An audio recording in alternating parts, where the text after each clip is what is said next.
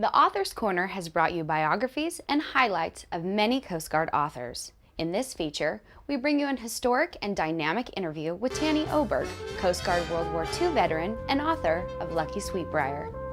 I wrote the book because I wanted to give recognition to the Coast Guard in World War II. There are many books written about World War II. Most of them about the Europe campaign.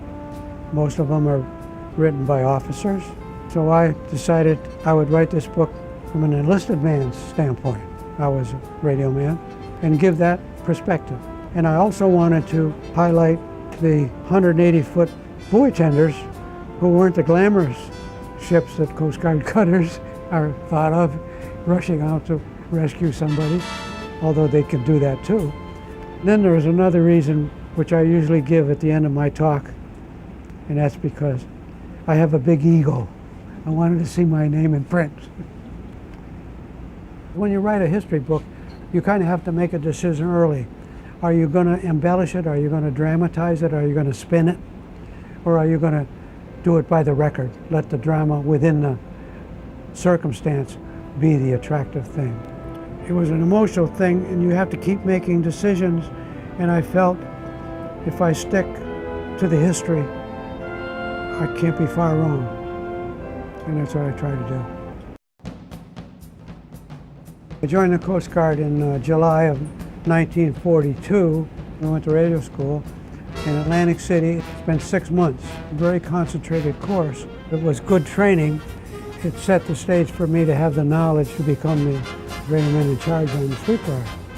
We were a 180-foot buoy tender. That was our primary thing.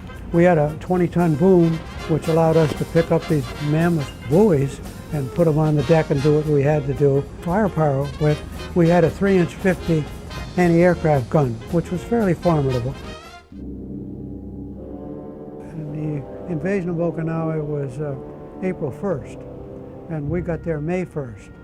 And just as we approached, we had what they call a traditional breakfast of steak and eggs, a battle breakfast. Cooks got up and we had a wonderful breakfast. Everybody was up. And out of the sky came a Japanese warplane, and he intended to dive at a dry dock that we were towing that had a big derrick that stuck out in the sky. And we started firing at him. We did some damage, and he dove at the derrick, but he only glanced off of it and didn't do any major damage. And that was our introduction to wartime. Before that, we fired our guns, in practice, but never in anger. Pretty much daily raids. The Japanese were getting close to the realization that they weren't going to win, and they threw everything at us.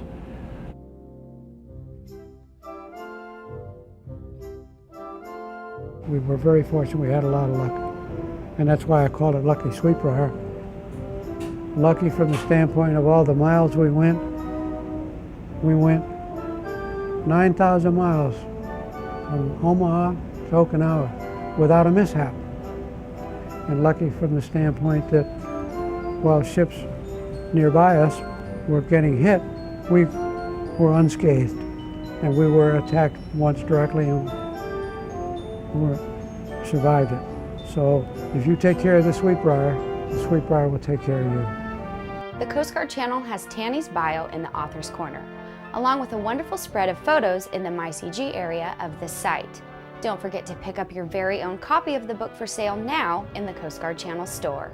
For the Author's Corner, I'm Jessica Wilson.